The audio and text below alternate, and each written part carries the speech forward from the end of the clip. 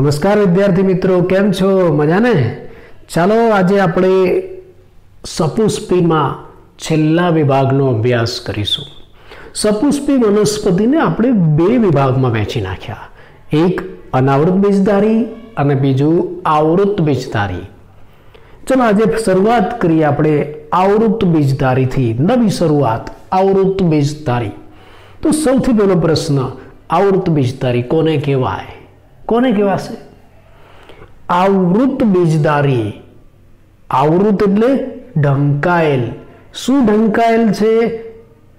અંડકો અને બીજ। અનાવૃતમાં શું નહોતું ઢંકાયેલું? અનાવૃત બીજધારીમાં અંડકો અને બીજ ખુલ્લા હતા, આમાં અંડકો અને બીજ ઢંકાયેલા છે, માટે એને શું કહેવાય છે? આવૃત બીજધારી। અને આવૃત બીજધારી કેમ કહેવાય? એનું કારણ કે અહીંયા અંડકો અને બીજ ઢંકાયેલા છે, આવૃત છે। અંડકો બીજાશયથી આવૃત છે અને બીજ એ ફળથી આવૃત છે। એનો મતલબ કે અંડકો ક્યાં આવેલા છે? બીજાશયમાં, અને બીજ ક્યાં આવેલા છે? ફળમાં। એટલે અહીંયા અંડકો અને બીજ બંને ઢંકાયેલા છે, માટે આપણે એને શું કહીશું? आवृत बीजधारी वनस्पति। आ आवृत बीजधारी वनस्पतिनी विशेषता આપણે જોઈ લઈએ। विशेषता आवृत बीजधारी वनस्पतिनी, जो आवृत बीजधारी वनस्पति છે ને એ ખૂબ જ ઉદ્વિકાસ પામેલી અને તાજેતરનો હાલનો સૌથી પ્રભાવી વનસ્પતિ સમૂહ છે અને મોટામાં મોટો વનસ્પતિ સમૂહ છે। હો, खूब ज उद्विकास पामेल,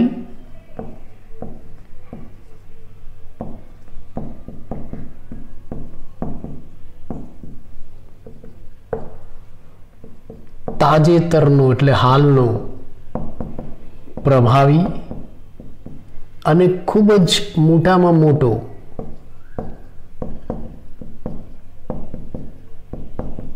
વનસ્પતિ સમૂહ છે।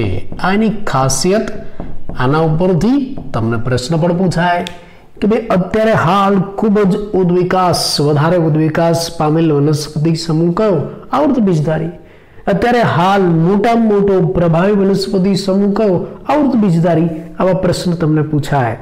જેમ એ મોટામાં મોટો અને સૌથી ઉદ્વિકાસ પામેલો છે, એટલે આખા વિશ્વમાં દરેક કુદરતી નિવાસ સ્થાનમાં એ પથરાયેલો છે, વિશાળ કુદરતી નિવાસ સ્થાનમાં ફેલાયેલો જોવા મળે છે। એનો વસવાટ, એનું નિવાસ સ્થાન ખૂબ જ મોટો અસાધારણ વનસ્પતિ સમૂહ છે, એટલે વિશ્વના વિશાળ કુદરતી નિવાસ સ્થાનમાં પથરાયેલો છે।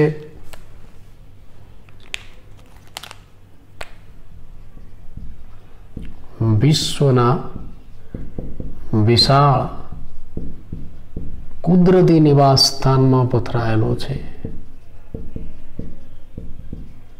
લગભગ બધે જોવા મળે। હો, તમને બરફ આચ્છાદિત વિસ્તારોમાં આવૃત બીજધારી વનસ્પતિ જોવા મળે, રણ પ્રદેશમાં પણ જોવા મળે, પાણીની અંદર પણ જોવા મળે છે, અથવા તો પછી પરોપજીવી તરીકે પણ જોવા મળે છે।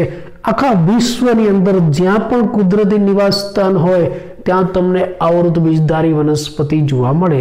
એટલો વિશાળ મોટામાં મોટો આ વનસ્પતિ સમૂહ છે।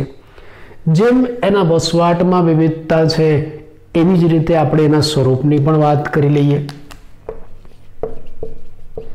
આમ તો મોટે ભાગે મૂળ, પ્રકાંડ અને પર્ણવાળો દેહ ધરાવે છે।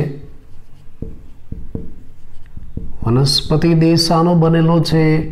મૂળ, પ્રકાંડ, પર્ણનો, છતાં એના કદમાં પુષ્કળ વિવિધતા છે। એકદમ સૂક્ષ્મ કદથી લઈને એકદમ વિશાળ મહાકાય વનસ્પતિઓનો પણ આમાં સમાવેશ થાય છે। દાખલા તરીકે આપણે એનું ઉદાહરણ આપીએ, વુલ્ફિયા ગ્લોબોઝા। આ એકદમ સૂક્ષ્મ માઇક્રોસ્કોપિક વનસ્પતિ છે। હો, એટલે આની અંદર વુલ્ફિયા ગ્લોબોઝા જેવી સૂક્ષ્મ વનસ્પતિ પણ આવે છે અને 100 મીટર ઊંચાઈ ધરાવતી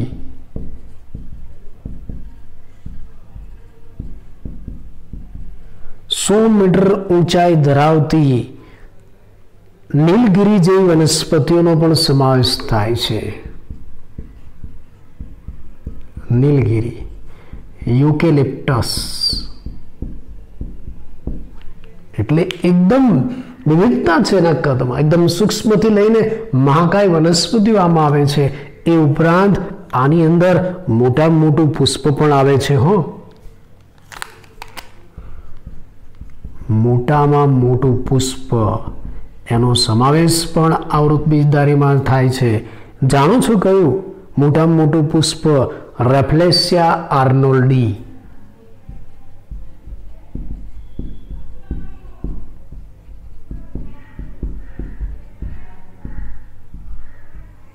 રેફલેસિયા આર્નોલ્ડી 8 કિલોગ્રામ વજન ધરાવે છે આ પુષ્પ.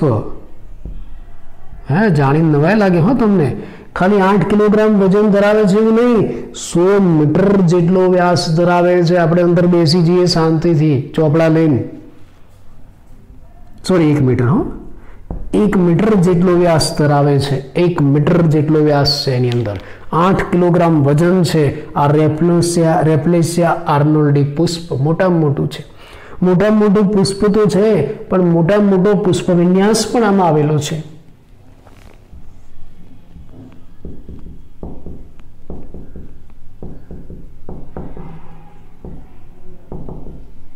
કોનો છે ખબર છે? મોટામાં મોટો પુષ્પ વિન્યાસ કદાચ તમે જોયો પણ હશે, રામબાણનો. રામ ભગવાનનું બાળ વાગ્યો અહીંયા, એવું નથી. વનસ્પતિનું નામ છે રામબાણ. અને પુષ્પ વિન્યાસ કેટલો મોટો છે ખબર છે? 6 મીટર. આની વિશેષતા, કદ અને સ્વરૂપની વિશેષતા. જેમ એના કદમાં પુષ્કળ વિવિધતા છે, એના સ્વરૂપમાં વિવિધતા છે, એમ આપણે એનો વિવિધ રીતે ઉપયોગ પણ કરી શકીએ છીએ. આપણે એનો ઉપયોગ ક્યાં કરીએ છીએ? આપણે એનો ઉપયોગ બળતણ તરીકે કરી શકીએ, ઘાસચારામાં કરી શકીએ, ખોરાક તરીકે કરી શકીએ, ઔષધ તરીકે કરી શકીએ, અને જુદા જુદા વ્યવસાય માટે જરૂરી નિપજો પણ આપણે એમાંથી પ્રાપ્ત કરી શકીએ. આ બધી એની ઉપયોગિતા છે, વિવિધ ઉપયોગિતા.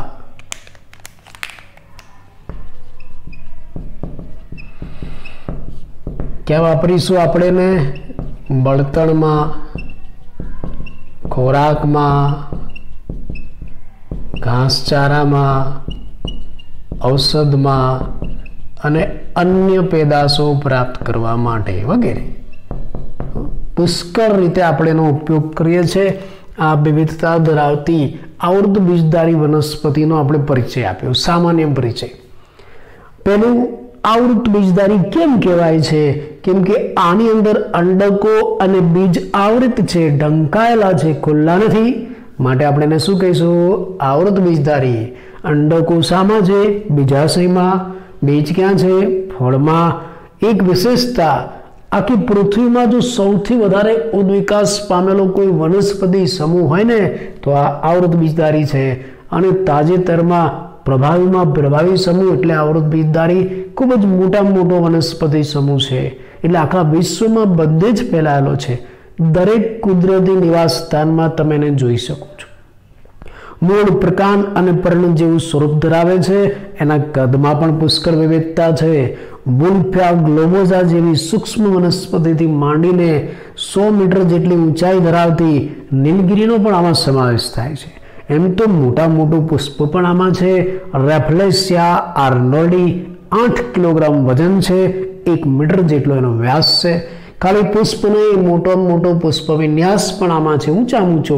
રામબાણમાં 6 મીટર. આપણે એનું બળતણ, ખોરાક, ઘાસચારા, ઔષધ વગેરે આપણે એનો ઉપયોગ કરી શકીએ છીએ. અને હવે એક અગત્યની બાબત, આ જે આવૃત બીજધારી વનસ્પતિ છે એને આપણે 2 વર્ગોમાં વહેંચીશું. જાણો છો કયા 2 વર્ગો? યાદ છે? બોલો જોઈ. દ્વિદળી અને એકદળી. જોઈએ આ 2 વર્ગ કેવા છે, આવૃત બીજધારીના વર્ગો.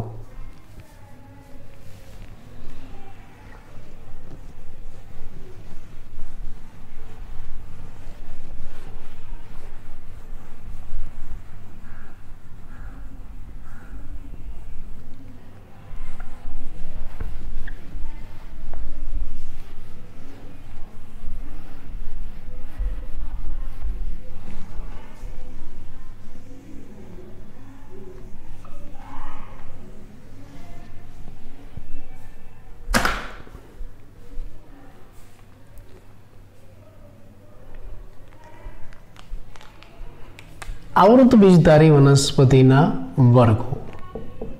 આ વર્ગો કેવી રીતના પાડવામાં આવે છે ખબર છે તમને? બીજપત્રોની સંખ્યાના આધારે. બીજપત્રોની સંખ્યાના આધારે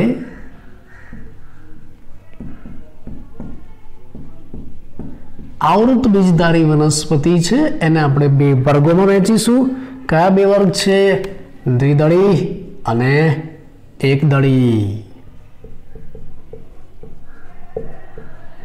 દ્વિદળી અને એકદળી. સંસ્કૃત શબ્દ છે, મેં તમને અગાઉ સમજાવ્યો છે કે ભાઈ દળ એટલે દાળ નહીં, બીજપત્ર. હો, આ દળ એને આપણે બગાડીને દાળ કરી નાખી. આપણે જે દાળ શબ્દ બોલીએ છીએ ને એ વાસ્તવમાં દળ છે. હો, એટલે આ દળ એટલે બીજપત્ર. તમે જો દ્વિદળી એટલે આમાં કેટલા બીજપત્ર હશે? બે. એકદળી કેટલા બીજપત્ર હોય? એક. તો આપણે આનો તફાવત લઈએ. પરીક્ષામાં તમને પૂછાય 2 માર્ક્સમાં દ્વિદળી અને એકદળીનો તફાવત. ચલો, પહેલો મુદ્દો દ્વિદળી નામની અંદર જ આમાં બીજમાં 2 બીજપત્ર આવેલા છે.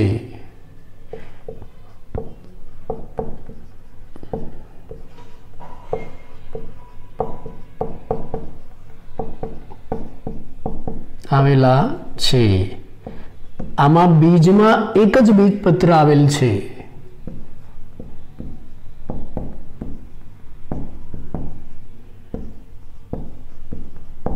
બીજપત્ર આવેલ છે. બરાબર. ચલો, બીજો મુદ્દો. દ્વિદળીમાં જાલાકાર શિરાવિન્યાસ જોવા મળે છે. પર્ણોમાં જાલાકાર શિરાવિન્યાસ જોવા મળે.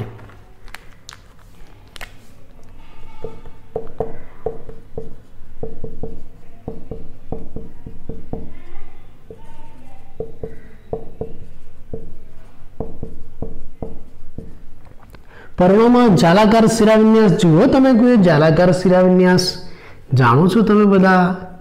માન લો કે આ પર્ણ છે. દાખલા તરીકે આસોપાલવનું પર્ણ હોય, પીપળાનું પર્ણ હોય, એમાં તમે જુઓ વડનું પર્ણ હોય, તેમાં પર્ણની અંદર આવી જટિલ જાળાની માફક શિરાઓ પથરાયેલી છે. આને કહેવાય છે જાલાકાર શિરાવિન્યાસ. હા, અને એક દળીમાં પર્ણોમાં સમાંતર શિરાવિન્યાસ હોય છે.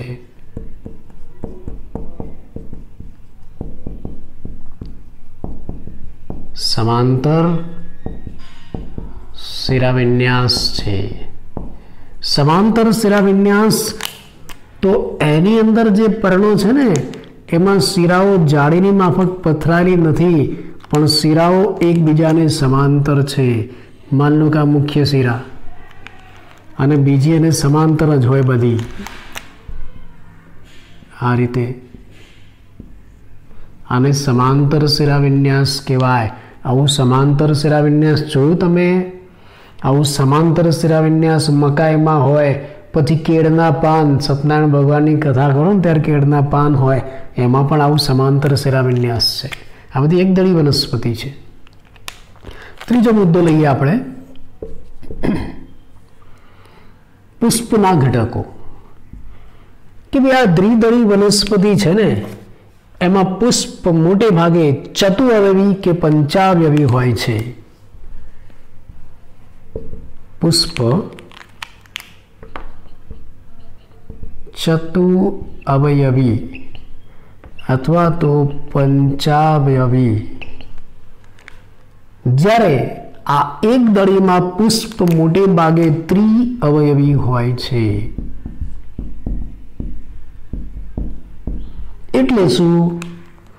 દ્વિદળીમાં પુષ્પ કેવું હોય છે?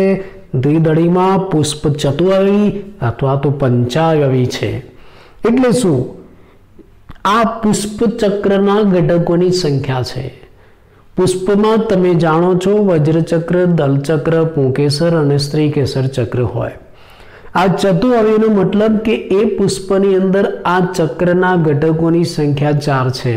વજ્રપત્રો 4 હોય, દલપત્ર 4 હોય, સ્ત્રીકેસર 4 હોય, પુંકેસર 4 હોય, તો એવા પુષ્પને ચતુઅવયવી કહેવાય. અને જો આ સંખ્યા 5 હોય તો પંચાવયવી કહેવાય. આમાં સંખ્યા 3 છે તો ત્રિઅવયવી, 3 વજ્રપત્રો, 3 દલપત્રો તો ત્રિઅવયવી એવું એને કહેવાશે. એક છેલ્લો અગત્યનો મુદ્દો તમને કહી દઉં. આમ તો આનું તફાવત બનાવવું હોય ને તો ઘણા બધા મુદ્દા આવે, પણ આપણે આપણા સિલેબસ પ્રમાણે તફાવત લઈશું, પુસ્તક પ્રમાણે લઈશું. એક વાત કહી દઉં તમને, દ્વિદળીમાં વર્ધમાન પેશી એધા આવેલી છે.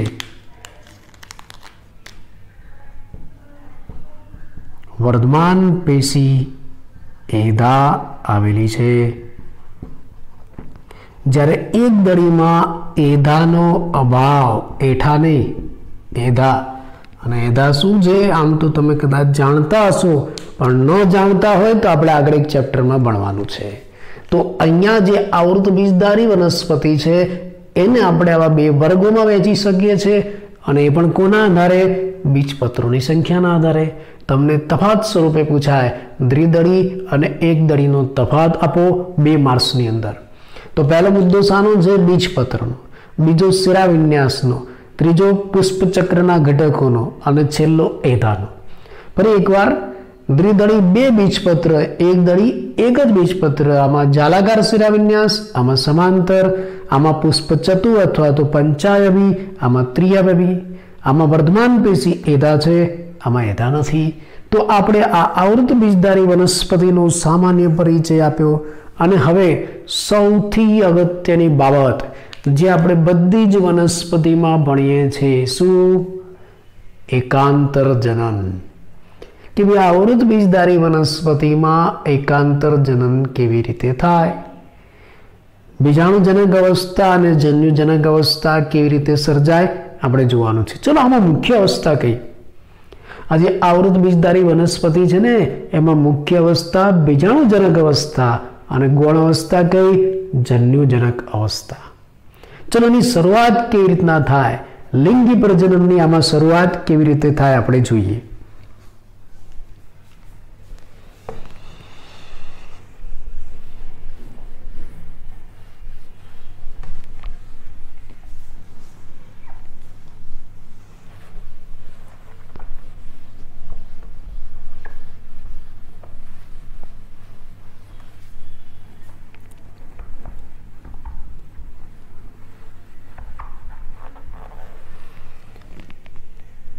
આ આવૃત બીજધારી વનસ્પતિમાં લિંગી પ્રજનનની શરૂઆત કેવી રીતે થાય આપણે જોઈએ.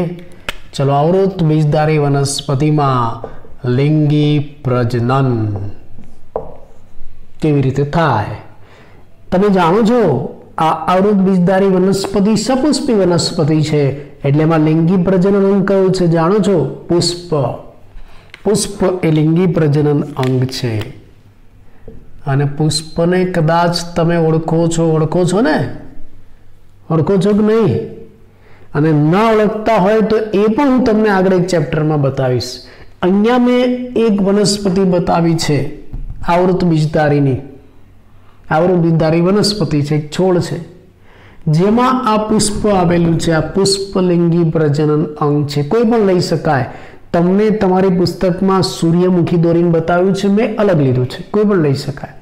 ચલો, આ પુષ્પ લિંગી પ્રજનન અંગ છે. અને પુષ્પની અંદર કયા ભાગો આવેલા હોય જાણો છો? પુષ્પમાં કયા ભાગો હોય? કોઈ પણ લાક્ષણિક પુષ્પ મુખ્ય 4 ઘટકોનું બનેલું છે. 4 ચક્ર આવેલા હોય: વજ્રચક્ર, દલચક્ર, પુંકેસર ચક્ર અને સ્ત્રીકેસર ચક્ર. એટલે પુષ્પની અંદર 4 ચક્રો છે: વજ્રચક્ર, દલચક્ર, પુંકેસર ચક્ર અને સ્ત્રીકેસર ચક્ર. એમાંથી આ 2 ચક્રો છે ને એને સહાયક ચક્ર કહેવાય. અને આ 2 ચક્ર છે એને લિંગી ચક્ર કહેવાય. એને બીજા શબ્દમાં આવશ્યક ચક્ર પણ કહેવાય. કેમ કે પુષ્પ એ શું છે? લિંગી પ્રજનન અંગ છે. અને લિંગી પ્રજનન અંગ છે એટલે લિંગી પ્રજનન કરવા માટે શાની જરૂર પડશે? પુંકેસર ચક્ર અને સ્ત્રીકેસર ચક્રની. તો આવા 4 ચક્ર પુષ્પની અંદર જોવા મળે છે. કયા 4 ચક્ર? વજ્રચક્ર, દલચક્ર, પુંકેસર ચક્ર અને સ્ત્રીકેસર ચક્ર. એમાંથી વજ્રચક્ર અને દલચક્રને કેવા ચક્ર કહીશું આપણે? સહાયક ચક્ર. જ્યારે પુંકેસર અને સ્ત્રીકેસરને લિંગી ચક્ર, આવશ્યક ચક્ર કહીશું. કેવા હોય હવે આપણે આ પ્રેક્ટિકલી સમજીએ. ચલો, આપણી પાસે આ એક નાનો છોડ છે, એના ઉપર આ એક પુષ્પ ઉગેલું છે અને આ પુષ્પની અંદર આ બધા ચક્રો છે. કેવા છે આપણે જોવું હોય તો આ જે પુષ્પ છે બંધ છે, અત્યારે બીડાયેલું છે. આ જે પુષ્પ છે આ રીતે ડંકાયેલું છે, એને ખોલી નાખવું પડે, એકાદ ભાગ આગળથી તોડી નાખવો પડે અને એને ખોલીને જોવું પડે. આમ છે પુષ્પ, આમ છે અને તોડીને આમ ખોલીને જોવું છે આપણે.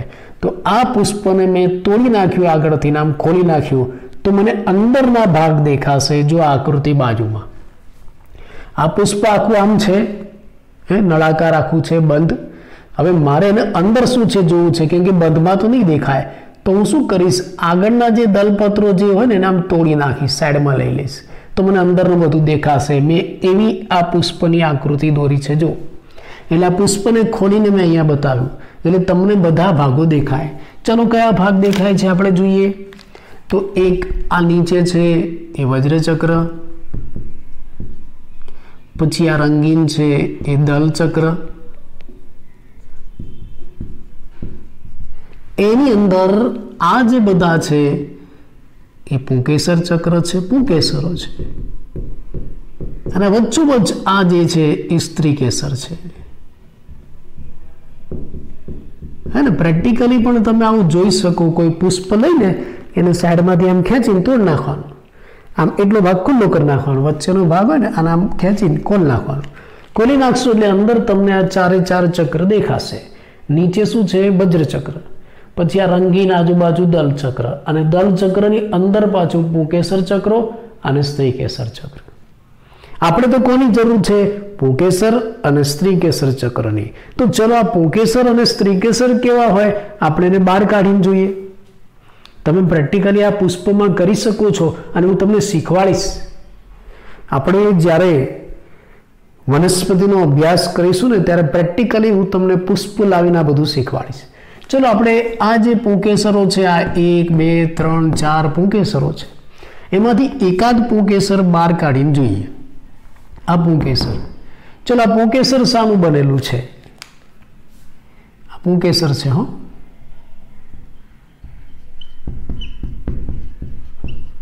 પુંકેસર. પુંકેસર શાનું બનેલું છે? પુંકેસર 3 ભાગનું બનેલું હોય.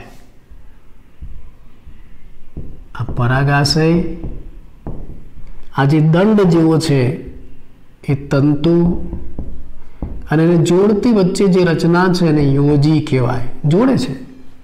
એટલે પુંકેસર મુખ્ય 3 ભાગોનો બનેલો: પરાગાશય, તંતુ અને યોજી. એમાંથી જે આ પરાગાશય છે ને એ ભાગ અગત્યનો. તો એની અંદર શું છે આપણે જાણવું હોય તો આ પરાગાશયને કાપી નાખવું પડે. આ જે પરાગાશય તમને દેખાય ને એને કાપીને એનો છેદ લઈ લેવાનો. એટલે આપણે એને કાપી નાખીએ. ચલો, વચ્ચેથી આપણે એને કાપી નાખીએ. જો તમે પરાગાશયને કાપી નાખશો તો આવું દેખાશે. બાજુમાં મેં કાપીને એનો છેદ બતાવ્યો. આ પરાગાશયનો છેદ છે.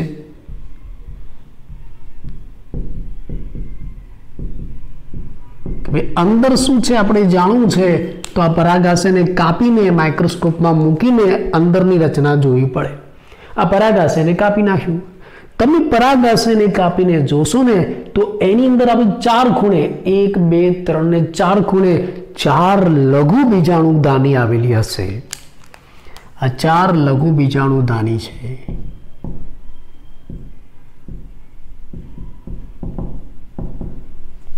આવી 4 લઘુ બીજાણુદાની છે. અને આ લઘુ બીજાણુદાનીમાં શું હોય? આ લઘુ બીજાણુદાનીમાં શું હોય? આ જે લઘુ બીજાણુદાની છે એમાં લઘુ બીજાણુ માતૃકોષ હોય. એટલે આ લઘુ બીજાણુદાનીમાં આ જે બધા છે ને એ લઘુ બીજાણુ માતૃકોષ છે. શું નામ છે? લઘુ બીજાણુ માતૃકોષ. કોની માતા? લઘુ બીજાણુની માતા. તો શું પેદા કરે? લઘુ બીજાણુ. આ લઘુ બીજાણુ માતૃકોષ અર્ધીકરણથી લઘુ બીજાણુઓ પેદા કરે મોટી સંખ્યામાં, એટલે ચારે ચાર લઘુ બીજાણુ દાનીમાં અર્ધીકરણ થશે અને મોટી સંખ્યામાં આવી લઘુ બીજાણુઓ સર્જાશે. આ લઘુ બીજાણુ ચારે ચાર લઘુ બીજાણુ દાનીમાં બન્યા. પછી જ્યારે આ પરિપક્વ થાય, પરાગાશય ફાટે એટલે આ લઘુ બીજાણુ મુક્ત થાય. એ લઘુ બીજાણુમાં શું હોય આપણે માઇક્રોસ્કોપમાં એનો અભ્યાસ કરવો પડે. તો આ લઘુ બીજાણુ આપણે એકાદ બહાર કાઢ્યું મોટું કરીને. આ લઘુ બીજાણુ એટલે જ પરાગરજ. આ લઘુ બીજાણુ છે, આ જે દોરી છે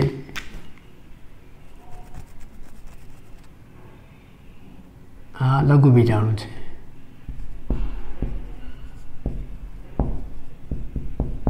આ લઘુ બીજાણુ છે. તો લઘુ બીજાણુ એટલે જ પરાગરજ. લઘુ બીજાણુને આપણે બીજું શું નામ આપ્યું છે? પરાગરજ. આ પરાગરજ લઘુ બીજાણુ છે. અને આ જે પરાગરજ છે લઘુ બીજાણુ છે એમાં બે કોષ આવેલા છે શરૂઆતમાં. આ એક ટપકું ઉપર અને આ બીજું નીચે. એમાં આ જે એક કોષ છે ને આરવા, આને જનન કોષ કહેવાય છે. અને બીજો લાંબો કોષ છે ને એને નાલ કોષ કહેવાય છે. એટલે લઘુ બીજાણુ દાનીમાંથી જે પરાગરજ પેદા થઈ, લઘુ બીજાણુ પેદા થયા, એ પરાગરજની અંદર બે પ્રકારના કોષ છે, એક જનન કોષ અને બીજો નાલ કોષ. હવે આ જનન કોષ વિભાજિત થશે અને એમાંથી બે નરજન્યુ બનશે પરાગરજની અંદર જ. આ બે નરજન્યુ, જો આકૃતિ જોઈને તમને એમ લાગે બે આંખ ને એક મોઢું છે, એ બે આંખ છે ને એ નરજન્યુ છે ને આ મોઢું છે નાલકોષ છે. તો આ રીતે આ પરાગરજ તૈયાર થઈ ગઈ. આ પરાગરજ ક્યાં તૈયાર થઈ? જો આકૃતિ સમજો.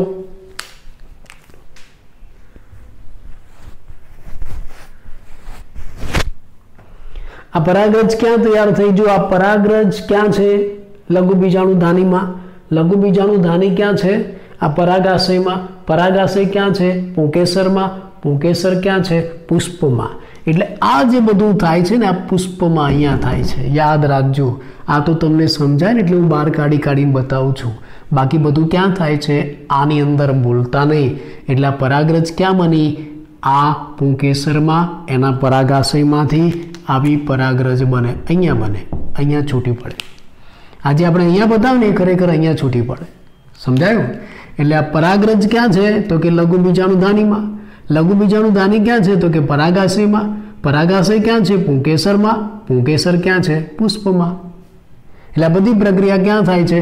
પુષ્પમાં, આ પુંકેસરની અંદર. સમજાઈ ગયું? ચલો, પરાગરજ તો તૈયાર થઈ ગઈ, પણ સામે સ્ત્રીકેસર પણ તૈયાર હોવું જોઈએ. આપણે એ જોઈએ. ચલો, આ વચ્ચે છે સ્ત્રીકેસર. એમાં શું છે? આ સ્ત્રીકેસરમાં શું છે જાણવા માટે આપણે એને અલગથી બતાવીએ. અહીંયા આ સ્ત્રીકેસર મેં અહીંયા બતાવ્યું. થોડું આગું લઈ ગયો છું, થોડું દૂર લઈ ગયો છું, પણ એમાં શું છે? ચલો, સ્ત્રીકેસરની અંદર મુખ્ય ત્રણ ભાગ છે. એક નીચે ફૂલેલો આ જે ભાગ છે ગોળાકાર જેવો, એને બીજાશય કહેવાય. આ બીજાશય.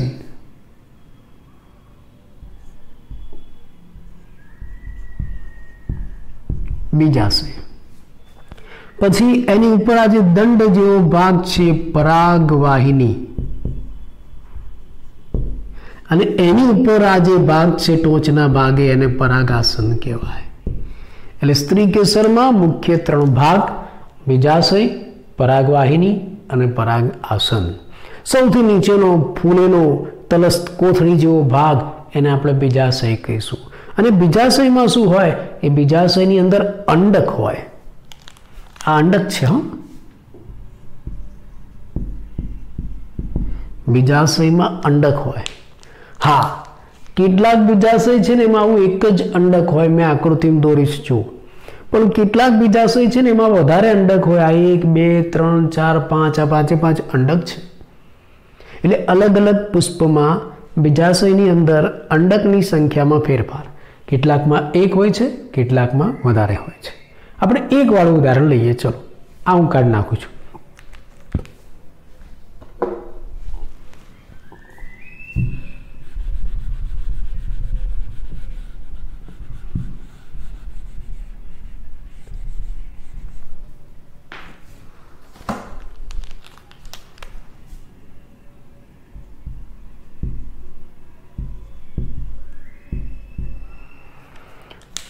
ત્રણ ભાગ: બીજાશય, પરાગવાહિની, પરાગાસન. બીજાશય ફૂલેલો કોથળી જેવો તલસ્થ ભાગ અને એની અંદર શું આવેલું છે? અંડક. અંડકમાં શું હોય? આ પ્રદેહ. આપણે અનાવૃત બીજધારીમાં આગળ જોયું હતું ને એના જેવું જ આ પ્રદેહ અને એની ફરતે આવરણ, અંડક આવરણ. આ પ્રદેહ છે અને એની ફરતે અંડક આવરણ. આવું અંડક જોવા મળશે. હવે શું થશે? આ પુષ્પમાં યાદ રાખજો, આ બધું ક્યાં છે? આની અંદર. એટલે અહીંયા હું તમને જે બધી ઘટનાઓ બતાવું છું ને એ બધું અહીંયા થશે, ભૂલતા નહીં. આ સ્ત્રી કેસર, એમાં ત્રણ ભાગ: બીજાશય, પરાગવાહિની, પરાગાસન. બીજાશયમાં શું છે? અંડક છે. અને અંડકની રચનામાં શું હોય? વચ્ચે પ્રદેહ હોય, ઘણા બધા કોષોનો બનેલો, અને એની ફરતે અંડક આવરણ આવેલા હોય. હવે શું બને છે આપણે જોઈએ. આપણે હવે આ અંડક બહાર કાઢી લઈએ. ચલો, અંડક છે ને એને બહાર કાઢી લઈએ. ચલો, એને સમજવા માટે. ચલો, આ અંડક છે જેમાં વચ્ચે પ્રદેહનો ભાગ છે. એ પ્રદેહમાં કોઈ એક કોષ મોટો બને છે. કોઈ એક કોષ મોટો બને છે, દેખાય છે? આ મોટો કોષ એને મહાબીજાણુ માતૃકોષ કહેવાય.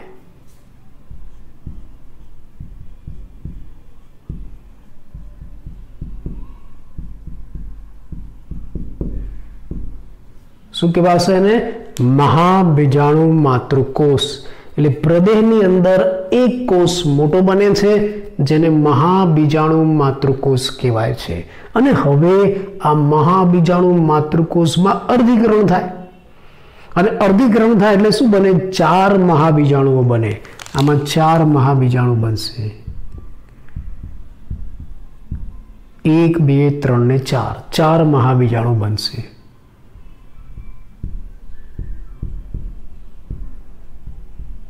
મહાબીજાણુ 4.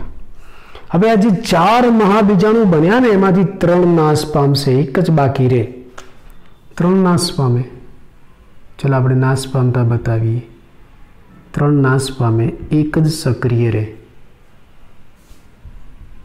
આ એક સક્રિય મહાબીજાણુ અને 3 નાશ પામે છે. નાશ પામે. આ એક સક્રિય મહાબીજાણુ છે ને એમાંથી આવા ભ્રૂણપુટનું નિર્માણ થશે. માદાજન્યુજનકનું નિર્માણ થાય. આ ભ્રૂણપુટ એટલે માદાજન્યુજનક. આવું બનશે. હો, આમાંથી આવું બને. આ એક સક્રિય મહાબીજાણુ છે ને એમાંથી આવું બનશે. આ મેં બતાવ્યું ને, આ જે બન્યું ને આને ભ્રૂણપુટ કહેવાય.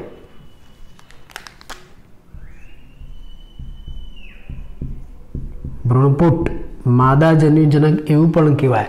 આ ભ્રૂણપુટમાં શું છે? ચલો એ આકૃતિ બહાર કાઢીને બતાવું. એક ભ્રૂણપુટ મોટો કરીને જોઈએ આપણે.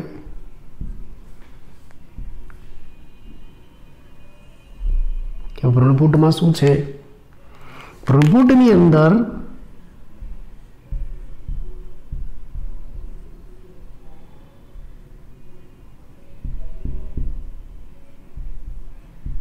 આ જે ભ્રૂણપુટની રચના છે એની અંદર આવા 3 કોષો નીચે છે, 3 કોષો ઉપર છે. નીચે તે 3 કોષોનો સમૂહ છે ને એને અંડ પ્રસાધન કહેવાય. આ જે આખો સમૂહ છે ને એને અંડ પ્રસાધન કહેવાય. અને ઉપર જે 3 કોષો છે ને એને પ્રતિધ્રુવ કોષો કહેવાય.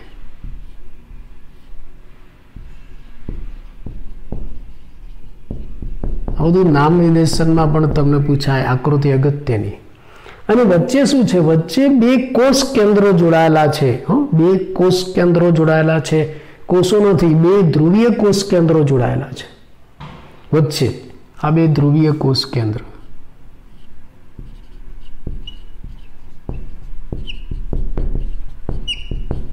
વચ્ચે જોડાયેલા છે. અને આ જે ધ્રુવીય કોષ કેન્દ્ર જે વચ્ચે જોડાયેલા છે એ છેલ્લે એકબીજા સાથે જોડાઈને એક જ કોષ કેન્દ્ર બનાવશે. અત્યારે બંને અલગ અલગ છે ધ્રુવીય કોષ કેન્દ્ર, પછી ધીરે ધીરે એકબીજા સાથે જોડાઈ જાય છે આ રીતે વચ્ચેથી,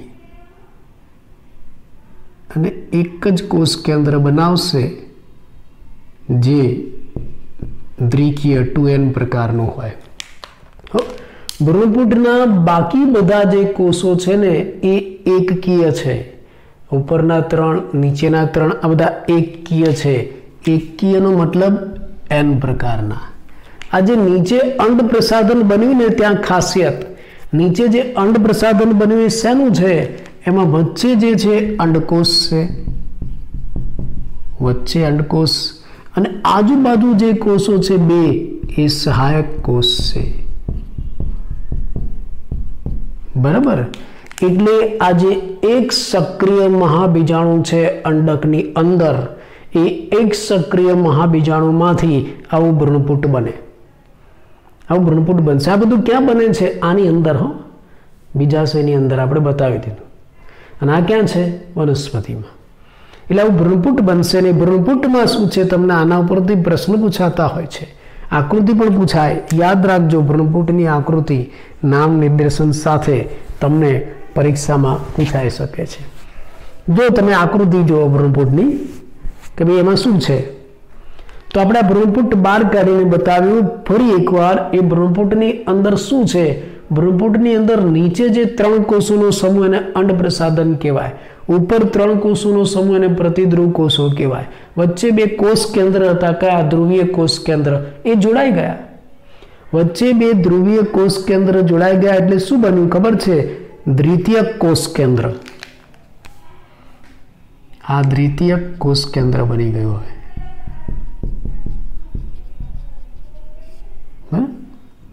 દ્વિતીયક કોષ કેન્દ્ર બની ગયું. આ એક જ એવું કોષ કેન્દ્ર છે જે દ્વિકીય છે. બાકી બધા કોષો કેવા છે? એકકીય છે. આ અંડ પ્રસાધન છે એમાં વચ્ચેનો કોષ અંડકોષ, બાકી 2 સહાયક કોષ. તો હવે આ જે સ્ત્રી કેસર છે એમાં પણ અંડકોષ આવી ગયો, એ પણ પ્રજનન માટે તૈયાર.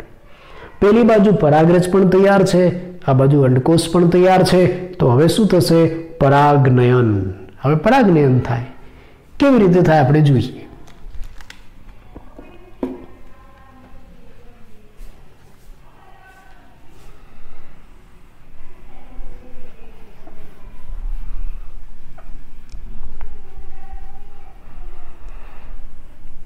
પરાગનયન થશે. કેવી રીતે થાય આપણે જોઈએ.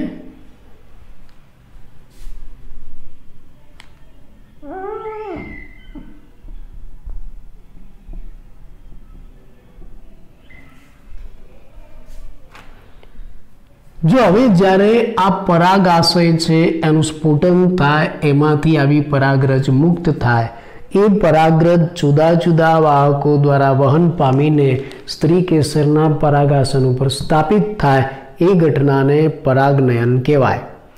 પરાગનયન તો અનાવૃત બીજધારીમાં થયું હતું, પણ એ ખાલી પવન દ્વારા થયું હતું. અહીંયા જે પરાગનયન થાય ને પવન દ્વારા પણ થાય, પાણી દ્વારા પણ થાય, કીટકો દ્વારા પણ થાય, પક્ષીઓ દ્વારા પણ થાય, મનુષ્ય દ્વારા પણ થાય. એટલે અહીંયા જુદા જુદા વાહકો દ્વારા પરાગનયન થઈને આ જે પરાગરજ છે એ વહન પામીને ક્યાં આવશે? આ સ્ત્રી કેસર છે એના પરાગાસન ઉપર આ પરાગરજ સ્થાપિત થશે. આ પરાગરજ અહીંયા આવી ગઈ. ચલો, આ 2 નરજન્યુવાળી પરાગરજ અહીંયા આવી ગઈ. આ પરાગરજ પછી અંકુરિત થાય, સ્થાપિત થાય, એટલે એમાંથી પરાગનલિકા બને. આમાંથી પરાગનલિકાનો વિકાસ થાય.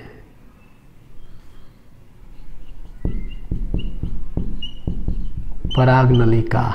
અને આ પરાગનલિકા પરાગાસનમાં થઈને પરાગવાહિનીમાં થઈને ધીરે ધીરે આગળ વધશે. પરાગાસન અને પરાગવાહિની પેશીમાંથી પસાર થાય અને ક્યાં જાય છે? કે બીજાશયમાં જાય. બીજાશયમાં જાય છે. બીજાશયમાં કઈ તરફ જાય? આ જે ભ્રૂણપુટ છે ને એ તરફ જાય. આ જે સક્રિય મહાબીજાણુમાંથી આ ભ્રૂણપુટ બન્યો છે ને એ તરફ જશે.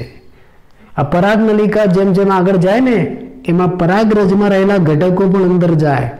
આ 2 નરજન્યુ છે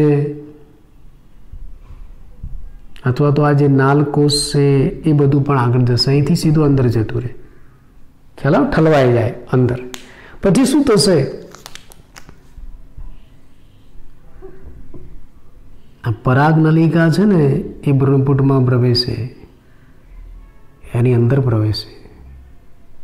હા, પરાગ નલિકા ભ્રૂણપુટમાં પ્રવેશે એટલે એની ટોચનો ભાગ તૂટી જાય, આગળનો ભાગ તૂટી જાય, અને એ ભાગ તૂટી જાય સાથે સાથે આ જે ભ્રૂણપુટ છે ને એના સહાયક કોષો નાશ પામે. આ અંડ પ્રસાધનમાં વચ્ચે અંડકોષ અને આજુબાજુ સહાયક કોષ હતા.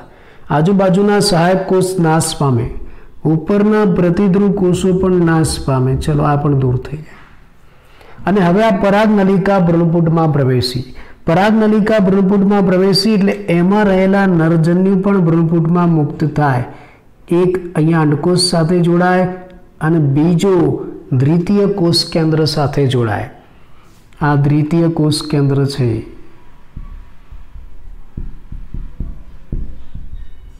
જે 2n પ્રકારનો છે, અને આ અંડકોષ છે જે n પ્રકારનો છે. એટલે પરાગ નલિકામાંથી ભ્રૂણપુટમાં પ્રવેશેલા બે નરજન્યુમાંથી એક નરજન્યુ અંડકોષ સાથે જોડાશે, બીજો દ્વિતીય કોષ કેન્દ્ર સાથે જોડાશે.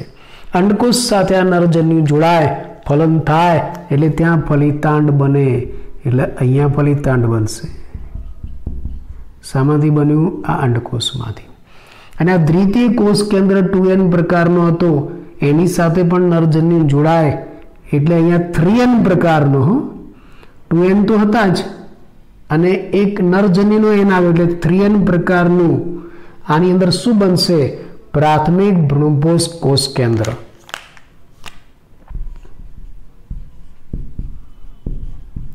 પ્રાથમિક ભ્રૂણપોષ કોષ કેન્દ્ર. પ્રાથમિક ભ્રૂણપોષ કોષ કેન્દ્ર ઇંગ્લિશમાં એને પ્રાઇમરી એન્ડોસ્પર્મ ન્યુક્લિયસ કહેવાય છે. અને પ્રાઇમરી એન્ડોસ્પર્મ ન્યુક્લિયસ એનું ટૂંકું નામ છે પેન. પેન આવી ગઈ હો, લખવાની નહીં. એટલે આ જે ત્રિકીય 3n પ્રકારનો પ્રાથમિક ભ્રૂણપોષ કોષ કેન્દ્ર બન્યું એને શું કહેવાય છે? પેન કહેવાય છે. એટલે પરાગ નલિકા ભ્રૂણપુટમાં બે નરજન્યુ મુક્ત કરે. એક નરજન્યુ અંડકોષ સાથે જોડાય, ફલન કરશે, ફલિતાંડ બનાવે દ્વિકીય 2n પ્રકારનું. અને એક નરજન્યુ આ દ્વિતીય કોષ કેન્દ્ર સાથે જોડાશે, એ પહેલેથી 2n પ્રકારનો હતો, અને એક નરજન્યુ જોડાયો એટલે 3n પ્રકારનો શું બન્યો? પ્રાથમિક ભ્રૂણપોષ કોષ કેન્દ્ર. અહીંયા આ નરજન્યુ બે જગ્યાએ જોડાય છે, બે જગ્યાએ ફલન કરે છે, માટે આને બેવડું ફલન કહેવાય. એક શબ્દ, બેવડો નહીં, બેવડું. અને આ બેવડું ફલનની જે ઘટના છે ને એ આ અનાવૃત બીજધારી વનસ્પતિની અજોડ યુનિક ઘટના છે. બીજે ક્યાંય ન જોવા મળે. આમાં જ એવું થાય છે બેવડું ફલન. આ નરજન્યુ બે જગ્યાએ જોડાય છે. આ તમને શબ્દ સમજૂતીમાં પૂછાય હો, બેવડું ફલન એટલે શું? નરજન્યુ બે જગ્યાએ જોડાય છે, એક અંડકોષ સાથે, અને શું બનાવશે? દ્વિકીય ફલિતાંડ. એક દ્વિતીય કોષ કેન્દ્ર સાથે, અને શું બનાવશે? ત્રિકીય પ્રાથમિક ભ્રૂણપોષ કોષ કેન્દ્ર પેન. આવું ક્યાં બનશે? આવું અંડકમાં બનશે.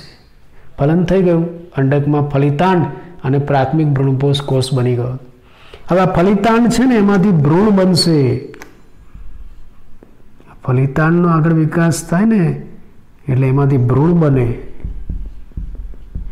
અને આ જે પ્રાથમિક ભ્રૂણપોષ કોષ છે ને, કોષ કેન્દ્ર છે ને, એમાંથી ભ્રૂણપોષ બને જે ભ્રૂણને પોષણ આપશે. ભ્રૂણપોષ બનશે. આ બધું ક્યાં બને છે? અંડકમાં. આ બધું ક્યાં બને છે? અંડકમાં. આ જે વાદળી કલરમાં રાઉન્ડ રાઉન્ડ બતાવે ને બધું અંડક છે. એ અંડક હવે બીજમાં ફેરવાશે. અંડક શામાં ફેરવાશે? બીજમાં. અંડક બીજમાં ફેરવાય ને એની સાથે જ આ સ્ત્રી કેસરના બાકીના ભાગો કરી પડે. પરાગાસન, પરાગવાહિની બધું જતું રહેશે.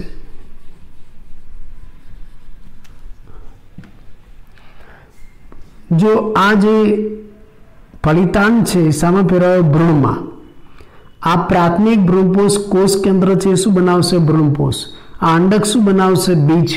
ત્યારે આ બીજાશય શું બનાવશે ખબર છે? આ બાર આખું જે બીજાશય જેમાં અંડક રહેલો છે એ બીજાશય આખું ફળ બનાવશે. આ રીતે ફલન પૂરું થાય એટલે બીજાશયમાંથી શું બની જાય? ફળ બની જાય. અંડકમાંથી શું બની જાય? બીજ બની જાય. ફલિતાંડમાંથી શું બની જાય? ભ્રૂણ બની જાય. અને પ્રાથમિક ભ્રૂણપોષ કોષ કેન્દ્ર છે એમાંથી ભ્રૂણપોષ બની જાય. હવે આ ફળ ફાટે અને એમાંથી આ બીજ મુક્ત થાય,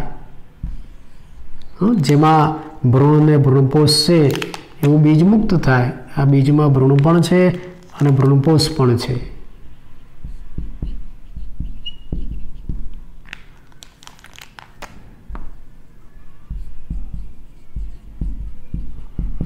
ધરાવતું આ બીજ મુક્ત થયું અને પછી બીજનું અંકુરણ થાય. અને બીજનું અંકુરણ થાય એટલે ફરી પાછી આ વનસ્પતિ બની જાય. થઈ ગયું આખું ચક્ર પૂરું. આને લિંગી પ્રજનન કહેવાય.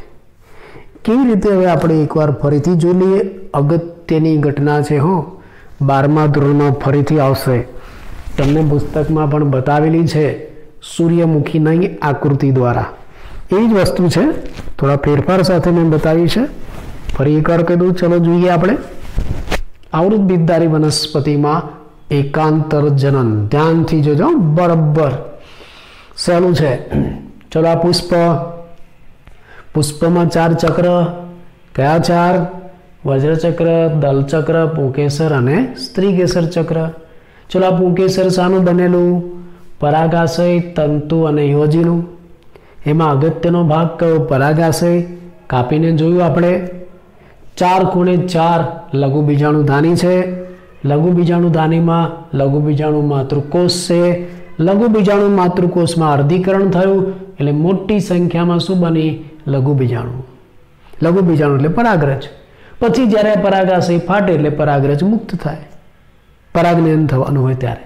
સામે સ્ત્રી કેસરની શું પરિસ્થિતિ છે આપણે જોઈએ. ચલો આ સ્ત્રી કેસર શાનું બનેલું છે? બીજાશય, પરાગવાહિની, પરાગાસન. જેમાં બીજાશયની અંદર શું છે? અંડક. અંડકમાં શું હોય? વચ્ચે પ્રદેહ અને આજુબાજુ આવરણ. પ્રદેહના ઘણા બધા કોષો છે. એમાંથી એક કોષ મોટો બન્યો, મહાબીજાણુ માતૃકોષ. એને અર્ધીકરણ કર્યું, 4 મહાબીજાણુઓ બનાવ્યા. જેમાંથી 3 નાશ પામ્યા, 1 સક્રિય રહ્યું. આ 1 સક્રિય મહાબીજાણુ એક નવી રચના બનાવશે જેને ભ્રૂણપુટ કહેવાય. અને આ ભ્રૂણપુટની અંદર શું છે? અંડપ્રસાદન છે. પ્રતિધ્રુવ કોષો પણ આવેલા છે. વચ્ચે 2 ધ્રુવીય કોષ કેન્દ્રો જોડાય છે. 2 ધ્રુવીય કોષ કેન્દ્રો જોડાઈને શું બનાવશે? દ્વિતીય કોષ કેન્દ્ર. આ જે અંડપ્રસાદન છે એમાં વચ્ચે જે કોષ છે અંડકોષ અને આજુબાજુના 2 કોષ છે સહાયક કોષ. આવું ભ્રૂણપુટ છે. તૈયાર છે. હવે તો હવે શું થશે? પરાગનયન થશે. આ પરાગરજ ઉડીને આ સ્ત્રી કેસરના પરાગાસન ઉપર આવશે. ત્યારે એમાંથી પરાગનલિકા બનશે. આ પરાગનલિકામાં નરજન્યુનું વહન થશે. એ પરાગનલિકા ધીરે ધીરે આગળ જશે. ક્યાં જાય? બીજાશયમાં. ત્યાંથી ક્યાં પ્રવેશે? ભ્રૂણપુટમાં. પરાગનલિકા જ્યારે ભ્રૂણપુટમાં પ્રવેશે ત્યારે આજુબાજુ રહેલા 2 સહાયક કોષો, ઉપરના 3 પ્રતિધ્રુવ કોષો આ નાશ પામે. એટલે હવે ભ્રૂણપુટમાં 2 જ કોષો રહ્યા. એક અંડકોષ અને બીજું દ્વિતીય કોષ કેન્દ્ર. પરાગનલિકા અંદર ગઈ. પરાગનલિકા અંદર જઈને અંદર 2 નરજન્યુ મુક્ત કરે છે. એક નરજન્યુ અંડકોષ સાથે જોડાય, બીજું દ્વિતીય કોષ કેન્દ્ર સાથે જોડાય. અંડકોષ સાથે જોડાઈને ફલન કરશે અને શું બનાવશે? ફલિતાંડ. દ્વિતીય કોષ કેન્દ્ર જે પહેલેથી જ 2n પ્રકારનો છે એની સાથે નરજન્યુ જોડાય એટલે 3n પ્રકારની રચના બને. એને શું કહેવાય? પ્રાથમિક ભ્રૂણપોષ કોષ કેન્દ્ર. ઇંગ્લિશમાં એને પ્રાઇમરી એન્ડોસ્પર્મ ન્યુક્લિયસ, પેન કહેવાય. અહીંયા પેન બની, લખવાની નહીં. હવે આગળ જતા આ ફલિતાંડ છે એમાંથી ભ્રૂણ બનશે. આ પ્રાથમિક ભ્રૂણપોષ કોષ કેન્દ્રનું નામ જ એવું છે, ભ્રૂણપોષ બનાવશે. આ ભ્રૂણ છે ને, આ ભ્રૂણપોષમાંથી પોષણ મળે. એની સાથે સાથે આ જે અંડક બીજાંડ હતું એ બીજમાં ફેરવાશે અને આ જે બીજાશય હતું એ ફળમાં ફેરવાશે. બીજાશય ફળમાં ફેરવાઈ ગયું. આ જે વાદળી કલરનું અંડક હતું એ બીજમાં ફેરવાઈ ગયું અને એની અંદર આ ફલિતાંડ છે એને ભ્રૂણ બનાવ્યા અને આ પ્રાથમિક ભ્રૂણપોષ કોષ કેન્દ્ર છે એને ભ્રૂણપોષ બનાવ્યા. આવું ફળ છે, પરિપક્વ થાય, ફાટે, એમાંથી બીજ મુક્ત થાય, બીજનું અંકુરણ થાય, નવી વનસ્પતિ બની જાય. તો આ એક અદ્ભુત ઘટના આપણે જોઈ. બીજું, આમાં બેવડું ફલન જોવા મળે છે, કેમ કે નરજન્યુ બે જગ્યાએ જોડાય છે, એક અંડકોષ સાથે અને બીજું દ્વિતીય કોષ કેન્દ્ર સાથે. તો અહીંયા આપણે આવૃત બીજધારી વનસ્પતિનો અભ્યાસ પૂરો કર્યો. એની સાથે જોવા જઈએ ને તો આપણું વર્ગીકરણ પૂરું. આગળનો અભ્યાસ નેક્સ્ટ લેક્ચરમાં.